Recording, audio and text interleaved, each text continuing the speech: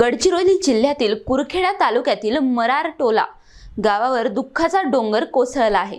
पश्चिम बंगालमधील मालदा येथे कर्तव्य बजावत असताना शहीद झालेले सीमा सुरक्षा दलाचे जवान सुरेश दुर्गुजी आंबाडार यांच्यावर त्यांच्या मूळ गावी शासकीय इतमामात अंत्यसंस्कार करण्यात आले। हजारो नागरिकांच्या उपस्थितीत आपल्या वीर सुपुत्राला अखेरचा निरोप देण्यात आला। सीमा सुरक्षा दलाचे जवान सुरेश दुर्गुजी आंबाडार हे पश्चिम बंगालच्या मालदा जिल्ह्यात कर्तव्य बजावत असताना सहकार्याच्या गोळीबारात शहीद झाले। त्यांचे पार्थिव प्रथम हवाई मार्गाने रायपूर येथे आणण्यात आले।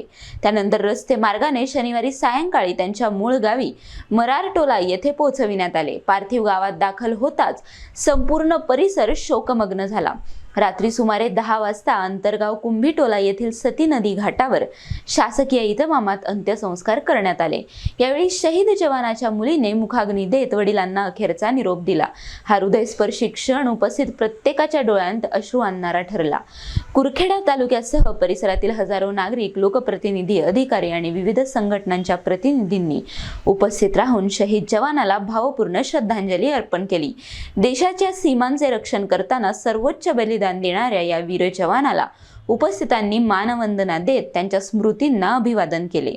मरारटोला गावातील प्रत्येक नागरिकाच्या मनात आज दुःख आहे, पण त्याच वेळी आपल्या गावच्या वीर सुपुत्राने देशासाठी दिलेल्या सर्वोच्च बलिदानाचा अभिमानही आहे।